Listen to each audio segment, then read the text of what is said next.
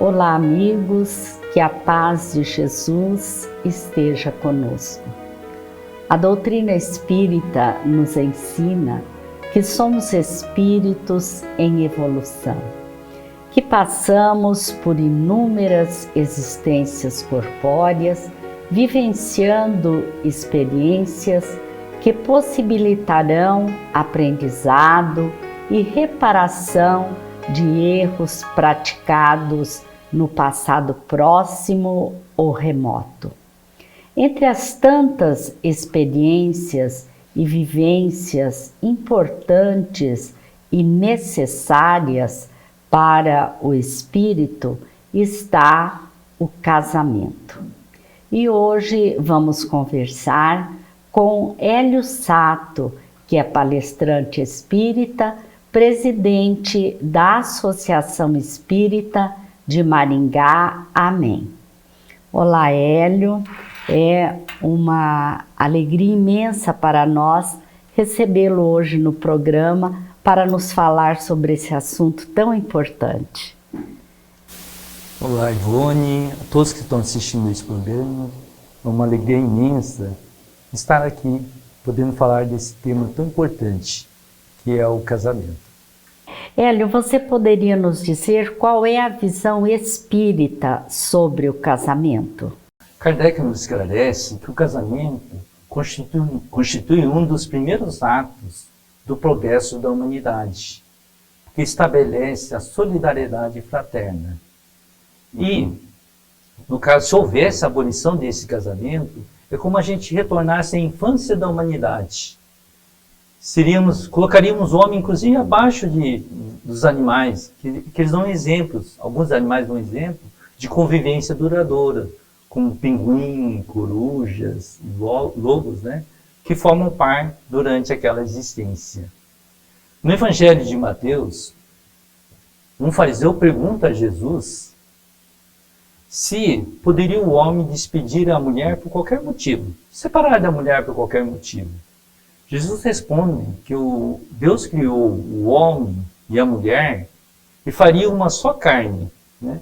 Que não deveria o homem separar o que Deus juntou. Essa passagem evangélica, Ivone, não separeis o que Deus uniu, nós temos que levar em conta, em referência a essa união, as leis divinas, né? Por quê? O que tem de divino nessa lei é a união do sexo, né? A lei da reprodução, porque se não houvesse reprodução, a humanidade deixaria de existir no nosso planeta, né? Então há necessidade para a substituição daqueles seres que morrem, né? Mas para nós espíritas ainda é de fundamental importância a reencarnações, a reencarnação. Por quê? Ele objetiva o progresso do nosso espírito imortal que nós somos. Nós fomos criados simples e ignorantes, né? E precisamos, então, dessa série de encarnações para a nossa evolução, até atingir o grau de perfeição, que todos nós chegaremos também, né? Deus, que é justo, misericordioso, Ele cria todos nós iguais, do mesmo ponto de partida, e todos nós chegaremos ao mesmo ponto também, né? Aproximando-se dele, então. Agora, vai depender das nossas escolhas, da nossa prática. Quanto mais bem a gente fizer, mais estivermos cumprindo as leis divinas, mais próximo alcançaremos a perfeição. Além da lei de reprodução, há outras leis divinas que se referem ao casamento? Sim, Ivone. Uma lei exclusivamente moral, que é a lei do amor. Quis Deus que essa união não fosse só pelos laços materiais, mas também por laços de alma. Que a união dos pais transmitisse esse amor para os filhos, para que não fosse um apenas, mas dois, que auxiliasse os filhos no caminho do progresso, na condução a Deus. Certo. E essa união dos casais, como nós nos referimos de início, de uma programação para o nosso êxito como espíritos, a união desses casais já é definida no plano espiritual? Então, o que ocorre, Ivone? No plano espiritual, os espíritos que têm simpatia, afinidades, eles procuram ficar juntos, se reunirem, né? Gostam, se procuram a convivência, né? A se encontrarem no mundo espiritual. E mesmo quando há uma separação, quando um fica no plano espiritual e o outro reencarna, essa separação é momentânea. Quando aquele que foi reencarnar retorna à pátria espiritual, eles voltam a se encontrar novamente. Compara-se a uma viagem. A pessoa faz uma viagem e depois retorna, né? E os amigos voltam-se a encontrar. Mas também há aquele planejamento, né, reencarnatório dos casais combinarem a reencarnar junto numa mesma família para auxiliarem mutuamente no progresso. Então, essa simpatia que existe entre os parentes já é um indício de uma simpatia anterior. Kardec nos esclarece que há duas espécies de famílias. A família pelos laços espirituais, que são essas que eu me referi, que há identidade de pensamentos, de sentimentos, afinidades, simpatias, né? Esses procuram estarem sempre juntos. Então, acompanham em várias encarnações. Nessas migrações que há, ora estão aqui encarnados, ora no plano espiritual, mas eles sempre procuram estar juntos, um auxiliando o outro. Diferenciando desse, que é pelos laços espirituais, né, ele fala desses que há apenas os laços materiais. Né? O que seria isso? É que não levou em conta a afeição, as leis divinas, né, os interesses materiais, quando há a presença do orgulho, da vaidade. Então, esses, como não há afeição, a tendência deles é durar pouco. Né? E o que costuma acontecer, às vezes, na própria encarnação, eles acabam se separando. Né? Tem a questão no Livro dos Espíritos, que é esclarecido para nós, que nós mesmos escolhemos o gênero das provas. Né? Então estão previstos os fatos mais importantes da nossa vida, que vão influenciar no nosso destino. Né?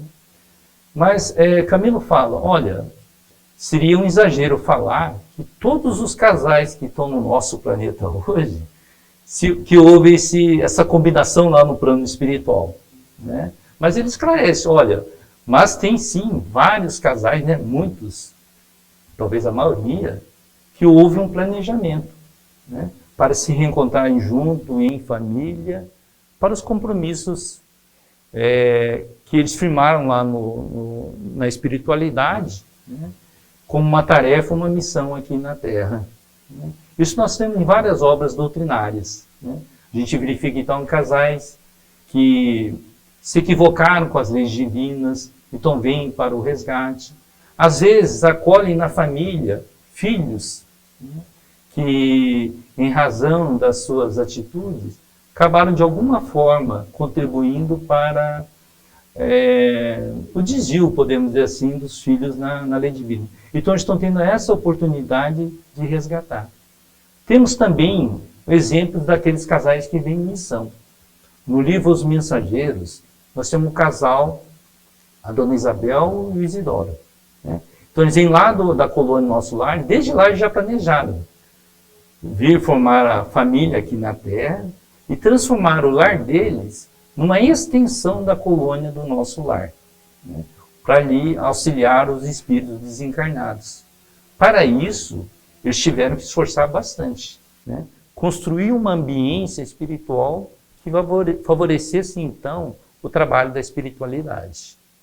Inclusive, Hélio, nós conhecemos, né, o trabalho que você realiza juntamente com a sua esposa, a Fátima, no Lar Preservação da Vida, que é exatamente de promover o auxílio àquelas mães que, no momento, né, de desespero, querem tirar a vida do seu filho. Então, realmente, a gente sabe de muitos casais que vêm com missões diferentes, né? Isso exatamente justifica essa unidade de propósito, né? Seria um objetivo dessa união. E nós ouvimos também, Hélio, falar muito sobre almas gêmeas, né? Que cada um de nós teríamos em alguma parte do universo a sua metade, né? Que seria a alma gêmea. O que é que o Espiritismo nos diz sobre essa questão? O Espírito Superior nos esclarece, né, Gônia, que não há esse encontro fatal entre duas almas. Assim, a união de todos os espíritos, conforme o grau de evoluções diversas que há. Né? Mas, em relação aos espíritos mais purificados, essa união ela é mais forte. Camilo nos esclarece também que Deus não criou os filhos pela metade, incompletos, né? E que isso aí seria mais uma questão romanceada, poética, simbolizando que é essa afinidade que existe entre duas pessoas psíquicas. Mas não há essa outra metade, né? Cada um somos individualmente completos. As uniões acontecem em função das necessidades de cada espírito, né? E, logicamente, essa alma gêmea que ele se refere, como você diz, é um espírito afim, né? Aqueles que têm os mesmos objetivos. Inclusive, eu me referi a você e a Fátima, né? Mas, e com relação, Hélio, ao divórcio? Como que o Espiritismo entende essa questão? Bom, o divórcio é uma lei humana, né, que é separar legalmente o que já está separado de fato. Né? Não é contrário à lei de Deus, porque apenas reforma que os homens fizeram. Né?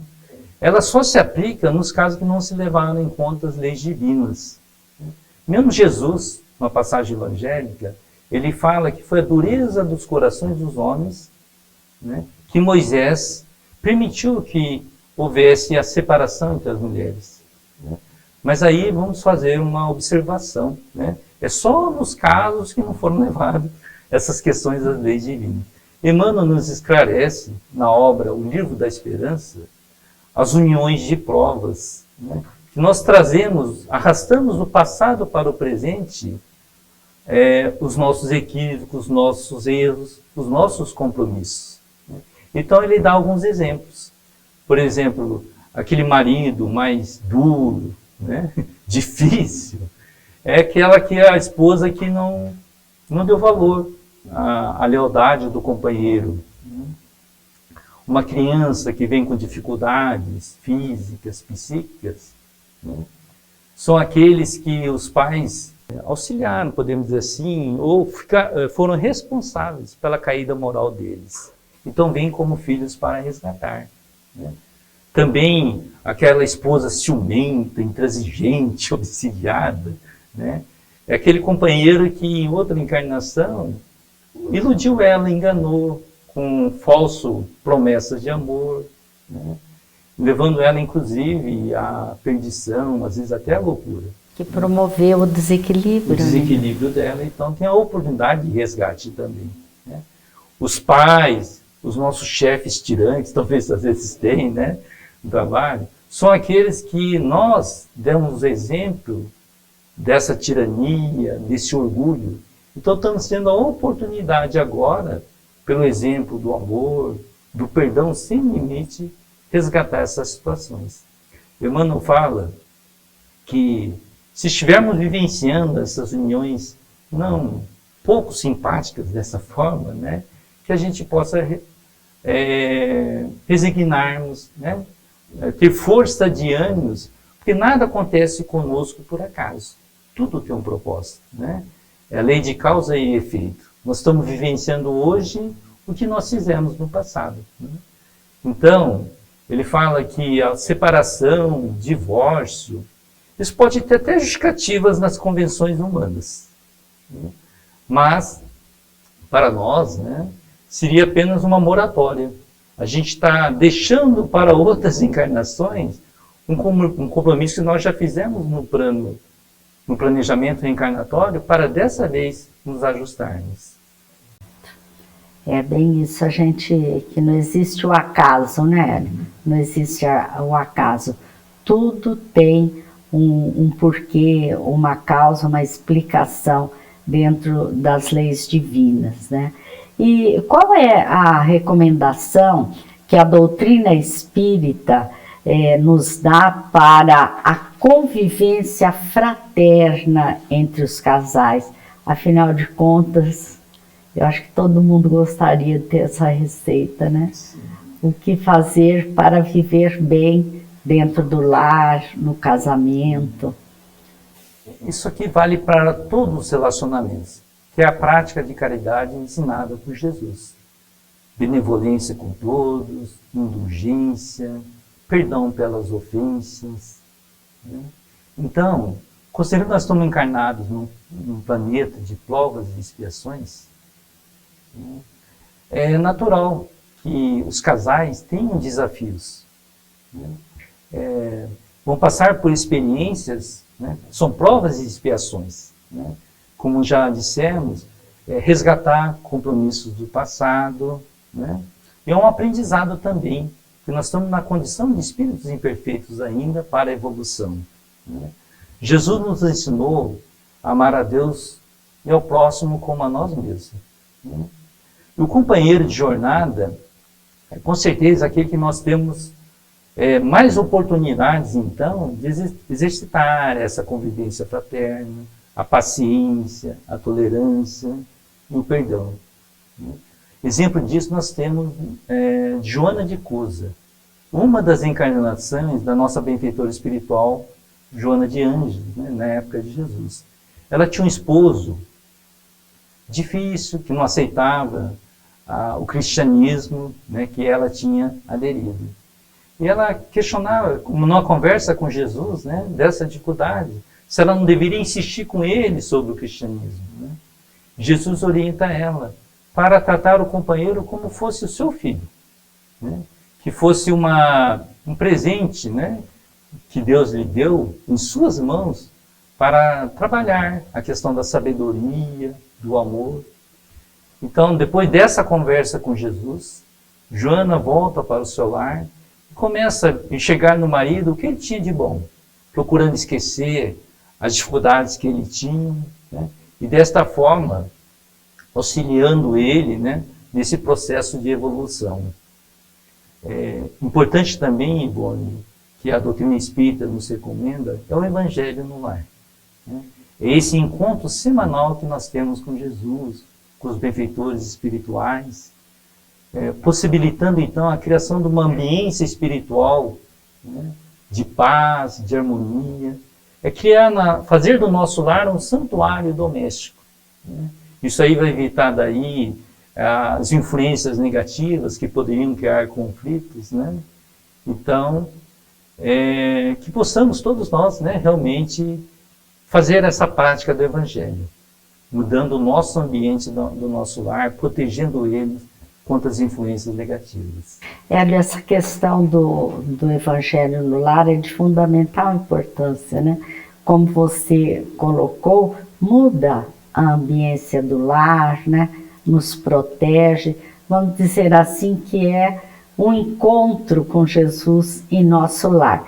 Eu vou pedir para você nos falar como que nós realizamos esse Evangelho no lar. O que não significa que todos têm que fazer do mesmo jeito, né? Mas normalmente como nós fazemos, né?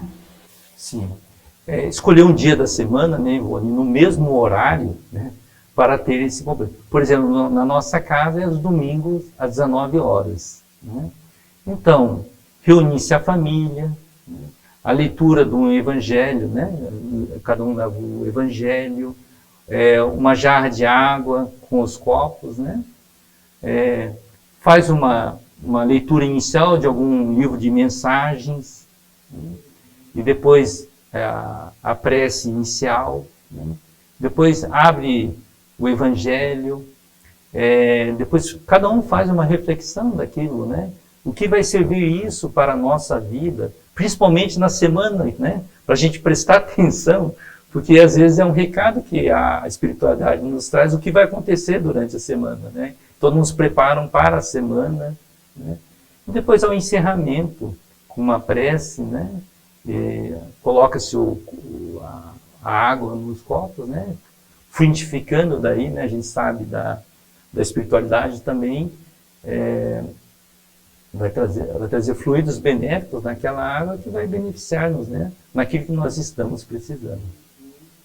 Isso, e essa prática pode ser de todas as religiões, né? Sim. Nós espíritas lemos o Evangelho segundo o Espiritismo e cada um pode ler o livro que ele tem hábito, né? A Bíblia, o Novo Testamento, vamos dizer assim. Hélio, nós agradecemos imensamente a sua participação por ter nos trazido essas reflexões. Obrigado, Ivone, pela oportunidade. Ficamos em paz. Muito obrigada, Hélio. Nós queremos sugerir que busquem o site momento.com.br para verem, porque lá se encontram todas as mensagens do Momento Espírita, que é um trabalho da Federação Espírita do Paraná. Nossa gratidão a todos, nosso abraço fraterno, com votos de muita paz.